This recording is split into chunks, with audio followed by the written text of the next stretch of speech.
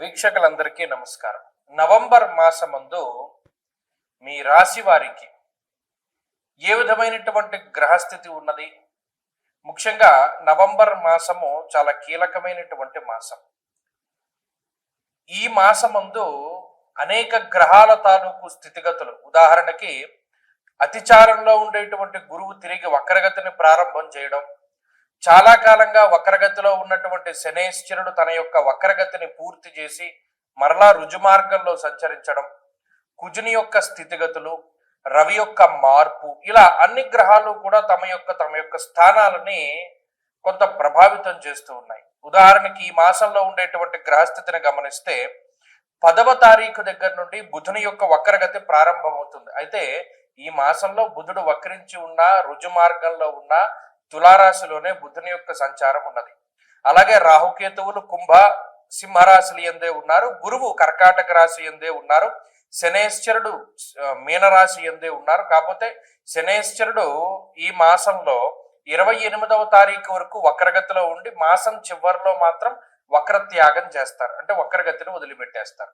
ఇవి ఫిక్స్డ్ గా ఉండేటువంటి గ్రహాలు. వీటితో పాటుగా శుక్రకుజులు కూడా వృశ్చిక రాశి ఎందే ఉన్నారు. అంటే మీరు గమనించండి, గురుడు, రాహువు, కేతువు, శనేశ్వరుడు, కుజుడు, బుధుడు, అలాగే ఈ మాసమందు శుక్రుడు కూడా ఆల్మోస్ట్ స్థిరంగానే ఉన్నారు. మిగతా గ్రహాలు అంటే పర్టికులర్ గా రవి గ్రహం యొక్క స్థితిగతులను గనక మనం పరిశీలన చేస్తే 16వ తారీఖు వరకు తులారాశి యందు, 16వ తారీఖు తర్వాత వృశ్చిక రాశి యందు రవి యొక్క సంచారం అనేటువంటిది ఉంటుంది. కాబట్టి ఈ మార్పు ప్రభావితం చెందిస్తూ ఉంటుంది. గురుని యొక్క అతిచారము, శని యొక్క వక్రగతి ముగింపు, ఇవన్నీ కూడా తీవ్రమైనటువంటి ప్రభావాన్ని చూపించబోతూ ఉన్నాయి ఈ నవంబర్ మాసంలో.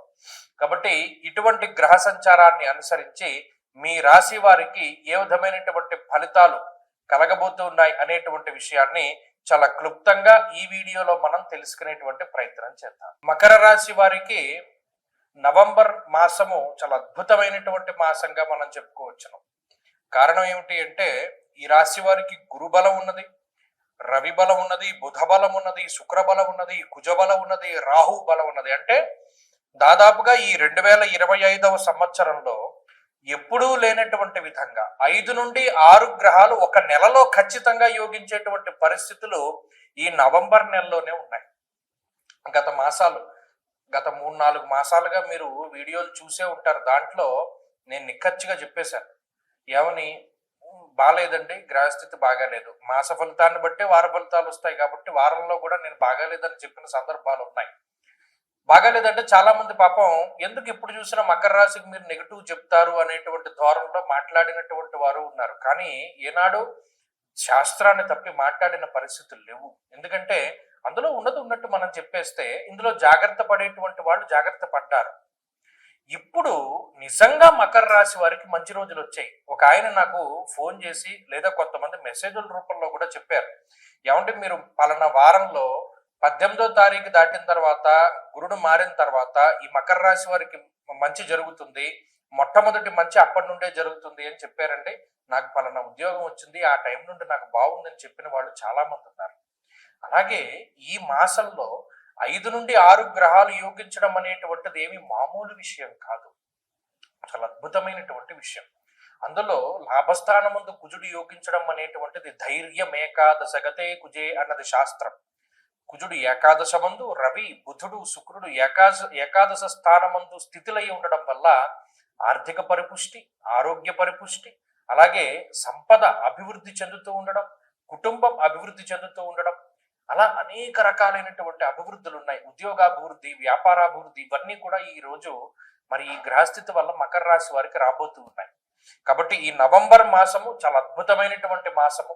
ఈ మాసం చివరిలోనే శనేశ్వరుని యొక్క వక్రగతి కూడా తొలగిపోతుంది. కాబట్టి శనేశ్వరుని యొక్క పూర్తి అనుకూలత కూడా వస్తుంది. అంటే అక్కడ చూడండి 7 గ్రహాలు, అంటే చంద్రుడితోటి కలుపుకుని 8 పరిపూర్ణంగా ఒక గోచారంలో అన్ని గ్రహాలు యోగించేటువంటి రాశిగా మకర రాశి ఆవిర్భవించబోతూ ఉన్నది. కాబట్టి మకర రాశిలో జన్మించినటువంటి ప్రతి ఒక్కరూ దీన్ని తెలుసుకోవాలి. ప్రతి ఒక్కరికి వీడియో పంపి వారిలో ధైర్యాన్ని, ఉత్సాహాన్ని పెంపొందించండి. మకర రాశి వారికి నవంబర్ లగాయతు అద్భుతమైనటువంటి రాజయోగం ప్రారంభం కాబోతూ ఉన్నది. అయితే ఇది ఈ మాసం మొత్తము ఉంటుంది. మిగతా మాసాల గురించి మనం పక్కన పెడితే నవంబర్ మొత్తము ఈ రాజయోగం ఉంటుంది. శనేశ్వరుని యొక్క వక్రగతి పూర్తయితే ఆయన యోగిస్తారు, చంద్రుడు మధ్యలో యోగిస్తున్నారు. ఒక్క కేతువు గ్రహం మినహాయించి మిగతా గ్రహాలు అన్ని అనుకూలించేటువంటి రాశి ఏకైక రాశి మకర రాశి. కాబట్టి ఈ విషయాన్ని దృష్టిలో పెట్టుకోండి. అన్నిటినీ కూడా మీరు ప్లాన్ చేసుకోవచ్చు.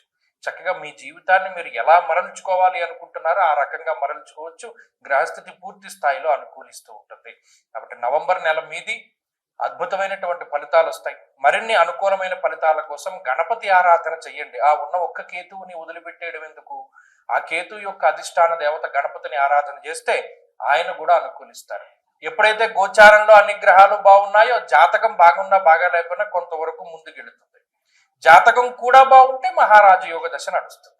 కాబట్టి ఈ విషయాన్ని దృష్టిలో పెట్టుకో. ఈ ఆశ్వీజ కార్తీకాల్లో ముహూర్తాలు ఉంటాయి. ప్రత్యేకించి నవంబర్ నెలలో ఉండేటువంటి పెళ్లి ముహూర్తాలు అంటే నిజంగా కార్తీక మాసంలో ఉండేటువంటి పెళ్లి ముహూర్తాలు అత్యంత బలమైనటువంటి పెళ్లి ముహూర్తాలు. దాంట్లో ఏమాత్రం సందేహం లేదు. అయితే చాలా మంది నన్ను అంటే ఈ మధ్యకాలంలో నేను ఎక్కువ విన్నాను. ఎందుకంటే ఇప్పుడు ఈ ఆగస్టు నెలలో పెళ్లి కుదుర్చుకుని అక్టోబర్ నవంబర్లో పెళ్లి చేసుకుందామండి, మా వాళ్ళేమో విదేశాల్లో ఉన్నారు, అక్కడ నుండి టికెట్లు బుక్ చేసుకోవాలి. మాకు ఎవరో చెప్పారండి కార్తీక మాసంలో పెళ్లి చేయకూడదుట, కార్తీక మాసంలో పెళ్లి చేస్తే చాలా ఇబ్బందిట, లేదు పెళ్లికేం దోషం లేదన్నారండి, కానీ శుభ కార్యక్రమం ఆ రోజు చేయకూడదు, అంటే గర్భాధానం ఇంకా చెప్పాలంటే ఫస్ట్ నైట్ లాంటివి చేయకూడదుటండి, అలా చేస్తే చాలా అరిస్ట్ అంటది. కార్తీక మాసం అంటే శుభ కార్యక్రమాలు అంటే మన పుణ్యమాసం కదా, మనం గుడ్డు తినం లేకపోతేనేమో నాన్ వెజ్ తినం మానేస్తాం. అలాంటిది మరి ఈ ఫస్ట్ నైట్లు అవన్నీ ఎలా చేస్తారండి, గర్భాధానాదులు ఎలా చేస్తారండి, అందుకనే కార్తీక మాసంలో పెళ్లి చేయకూడదని చెప్పారండి అన్న మాటలు నాకు ఈ మధ్యకాలంలో చాలా వినపడ్డాయి. విస్మయానికి గురయ్యాను నేను. ఏమిటిది ఇంత వ్యతిరేకమైన ప్రచారం కనబడుతోంది. ఇంకొక ప్రచారం కూడా కనపడింది. అది ఇంకో వీడియో చేద్దాం అనుకున్నాను కానీ దానికి అంత అవసరం లేదు. ఏమంటే పెద్దవాళ్ళు పైన ఉండాలి, చిన్నవాళ్ళు కింద ఉండాలి తండ్రి ఇంట్లోనూ. మా ఊర్లో అందరూ చెప్పుకుంటున్నారు పెద్దవాళ్ళు పైనే ఉండాలి, చిన్నవాళ్ళు కింద ఉండాలంటే, అలా లేకపోతే అరిష్టం జరుగుతుందిట అని. ఇదేంటమ్మా ఇలాంటి వింతపోకళ్ళు ఎక్కడి నుండి వస్తున్నాయి? మీకు ఒక చిన్న సూక్ష్మం చెప్తాను వినండి. ఇప్పుడు పెద్దవాళ్ళ భుజాల మీదకి ఎక్కి పిల్లలు ఆడుకుంటారు, అవునా కదా అని అడిగాను. అవునండి, పెద్దవాళ్ళ భుజాల మీద ఎక్కి చిన్నపిల్లలు ఆడుకుంటారు. అంటే అప్పుడు పెద్దవాళ్ళు ఎక్కడున్నారు? కింద ఉన్నారు. పిల్లలు ఎక్కడున్నారు? పైన ఉన్నారు. అంటే పెద్దవాళ్ళు కింద ఉండాలి, చిన్నవాళ్ళు పైన ఉండాలి. అంటే గ్రౌండ్ ఫ్లోర్లో తండ్రి గారు, పై ఫ్లోర్లో అన్నగారు, పై ఫ్లోర్లో తమ్ముడు, ఆ పై ఫ్లోర్లో అందరికన్నా చిన్న తమ్ముడు, అలా ఉండొచ్చు. ఇంకొక రకంగా అసలు ఈ శాస్త్రం ఎందుకు పెట్టారండి అంటే పెద్దవాళ్ళు వయసులో పెద్దవాళ్ళు కాబట్టి మెట్లు ఎక్కి అన్ని ఫ్లోర్లు పైకి ఎక్కలేరు కాబట్టి వారు కిందే ఉంటారు. వచ్చిన వాళ్ళ గురించి వాళ్ళు ఆరా తీస్తూ ఉంటారు. పెద్దవాళ్ళు కాబట్టి అన్ని విషయాలు తెలుస్తాయని వాళ్ళని కింద పెట్టారు. చిన్నవాళ్ళు పైకెక్కగలరు, శరీరం సహకరిస్తుంది కాబట్టి పైన ఉండాలి అన్నది కూడా వాస్తులో మర్మం. దీన్ని మార్చేసి పెద్దవాళ్ళు పైన ఉండాలి, చిన్నవాళ్ళు కింద ఉండాలని మొదలుపెట్టారు. ఇది నేను ఆశ్చర్యపోయినటువంటి విషయం. ఇంకొకటి, ఈ కార్తీక మాసంలో పెళ్లి చేయకూడదటండి, పెళ్లి చేసినా కూడా ఈ శుభకార్యం చేయకూడదటండి అని మొదలుపెట్టారు. ఎవడు ప్రచారం చేస్తున్నాడు ఇవన్నీను? తప్పు కదా. ఇప్పుడు ఒక విషయం చెప్తాను, గుర్తుపెట్టుకోండి. కార్తీక మాసము అన్నది నా కార్తీక సమో మాస, అసలు దాంతో సమానమైనటువంటి మాసం లేదు. దేనికి? దానం చేయడానికి. కన్యాదానంలో ఒక సంకల్పం చెప్తారు. దశా పూర్వేషాం దశా పరేషాం మద్వంశానాం మాతృవంశానాం పితృ నరకాతుత్తీర్య శాశ్వత స్వర్గలోక ప్రాప్త్యర్థం కన్యాదానం అహంకరిష్యే అని చెప్పి ఆ కన్యాదాత సంకల్పం చెప్తాడు. అంటే ఏంటి? ఇటు దశాపూర్వేశాం దశాపరేషాం అంటే 10 తరాల ముందు 10 తరాల తర్వాత ఉన్నటువంటి వాళ్ళు ధరించిపోవడానికి ఈ కన్యాదానం చేస్తున్నాను నేను. సాలంకృత సహిరణ్యోదక కన్యాదానం అహంకరిష్యే, అలంకారం చేసి కన్యాం కనక సంపన్నాం కనకాభరణేర్యుతాం అంటే అంత కనకాభరణాలతో కూడా అలంకారం చేసి దానం చేస్తున్నాను అంటే ఎంత తరించిపోతారు. ఒక బంగారం దానం చేయడమే చాలా కష్టం ఈ రోజుల్లో. అలాంటిది అన్ని కాసుల బంగారము, అంతకన్నా విలువైనటువంటి అమ్మాయిని దానం చేస్తే కలియుగంలో, అందులోనూ కార్తీక మాసంలో ఈ 21 తరాల వాళ్ళు ఎంత తరించిపోతారు. ఈ విషయాన్ని మానేసి కన్యాదానం చేయకూడదు లేదా పెళ్లి చేయకూడదు అనేటువంటి ధోరణి రావడం అనేటువంటిది చాలా పొరపాటు. కాబట్టి అది తప్పు. పెద్దవాళ్ళు పైనుండాలి అన్నది తప్పు. ఈ రెండిటిని కూడా మార్చుకోండి. పెద్దవాళ్ళు కింద ఉండాలి, చిన్నవాళ్ళు పైన ఉండాలి. కన్యాదానం చేస్తే, కార్తీకంలో చేస్తే 21 తరాల వాళ్ళు తరించిపోతారు. కాబట్టి కార్తీక మాసంలో నిరభ్యంతరంగా వివాహాదులు చేసుకోవచ్చును. దానికి ధర్మపరమైనటువంటి కామానికి ఏ విధమైనటువంటి లోపము లేదు, ఏ విధమైనటువంటి దోషము ఉండదు. ఎందుకంటే సృష్టి కార్యం జరగాలి, అది ధర్మబద్ధంగా జరిగితే అసలు బ్రహ్మగారు ఉన్నదే అందుకు, సృష్టి చేయమనే మానవులను సృష్టించాడు. కాబట్టి చక్కగా వివాహాదులు అవి చేసుకోవచ్చును, ఏ విధమైనటువంటి లోపము లేదు. స్వస్తి.